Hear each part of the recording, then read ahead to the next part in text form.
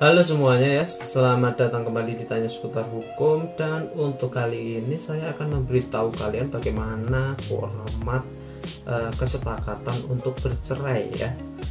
Kadang-kadang kan ketika akan bercerai itu kan membuat sebuah perjanjian bahwa nanti tidak akan meribetkan proses perceraian, agar proses perceraian terjadi secara singkat. Jadi ini formatnya, walaupun ini tidak memiliki kekuatan hukum, tapi kadang-kadang orang membuat hal ini. Jadi saya akan berikan contoh formatnya dan intro terlebih dahulu.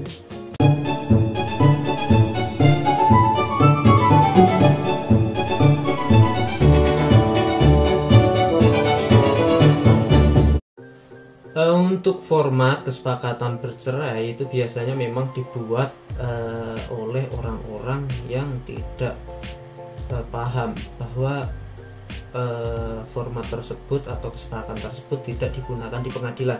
Namun kadang-kadang untuk memberi keyakinan yang lebih, itu biasanya memang dibuatkan kesepakatan untuk bercerai sebelum perceraian diajukan ke dalam pengadilan. Jadi langsung aja formatnya seperti ini, langsung saja masuk.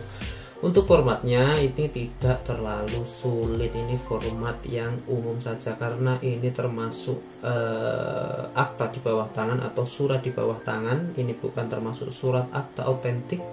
Jadi suratnya bentuknya seperti ini. Biasanya untuk yang pertama kita kasih judul terlebih dahulu. Untuk judulnya yaitu surat kesepakatan bersama bisa, atau bisa surat kesepakatan bersama cerai atau pisah, itu juga bisa. Untuk selanjutnya yaitu langsung saja yang bertanda tangan di bawah ini ya. Untuk yang bertanda tangan di bawah ini langsung ada identitasnya kedua belah pihak yang akan bercerai. Yang pertama biasanya identitasnya berisi hal-hal yang biasa ditanyakan seperti ada nama, habis itu ada umur, ada agama, pekerjaan, dan alamat. Untuk alamat usahakan alamatnya yang lengkap dan tepat serta sesuai domisilinya, agar nanti misalnya digunakan di pengadilan agama untuk menentukan alamat, untuk menentukan panggilan pengadilan, untuk menentukan surat panggilan itu tepat dan pihak tergugatnya hadir. Yaitu dalam hal ini disebut sebagai pihak pertama. Oke.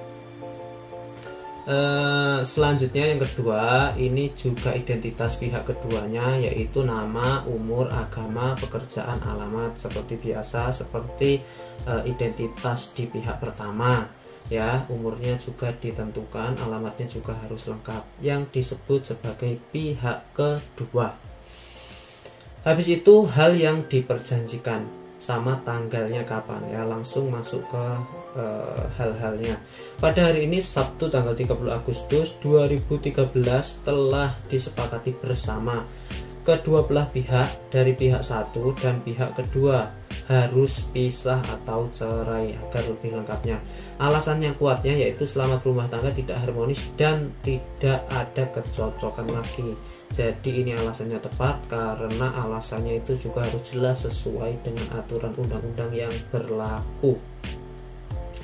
Adapun kesepakatan bersama, untuk kesepakatannya langsung saja ditulis berapa ada kesepakatan bersama. Misalnya harta gonok ini tidak bisa diajukan gugatan, atau misalnya anak akan diasuh oleh istri, itu bisa dimasukkan kesepakatan di sini. Yang pertama, adapun kesepakatannya adalah untuk berpisah selamanya. Itu yang pertama, berarti tidak ada kata rujuk lagi. Oke. Yang kedua, apabila pihak pertama ingin menikahi pihak kedua tidak menuntut menikah lagi, maksudnya ini.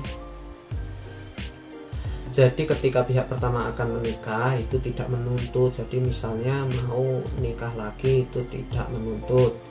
Apabila kedua akan menikah juga pihak pertama tidak menuntut, saling tidak menuntut. Jadi saling cuek. Kalau mau nikah ya silahkan nikah, kalau enggak ya silahkan enggak. Itu ya intinya.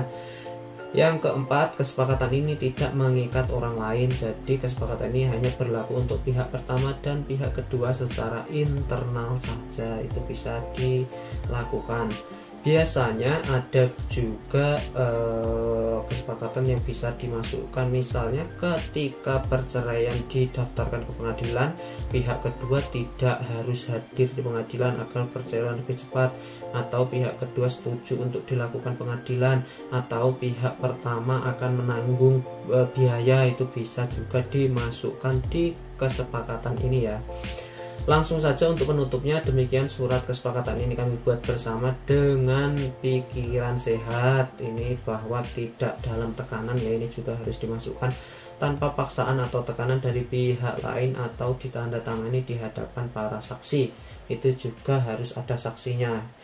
Langsung saja ini ada tanggalnya kapan kesepakatan dibuat. Setelah itu ada pihak pertama dan pihak kedua, nama langsung tanda tangan kedua belah pihak, ada materainya serta saksi-saksinya minimal ada 2 orang. Di situ untuk saksi 1 dan saksi 2-nya juga harus menandatangani.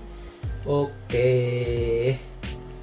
So, jadi itu tadi bagaimana prosedur contoh format kesepakatan untuk bercerai. Biasanya hal tersebut dilakukan agar perceraian cepat kelar, cepat selesai dan aktanya cepat kelar, atau untuk menentukan harta gono gini atau hak asuh anak agar tidak diikutkan di dalil-dalil dalam gugatan di pengadilan, agar lebih mudah hakim memutuskan, seperti itu.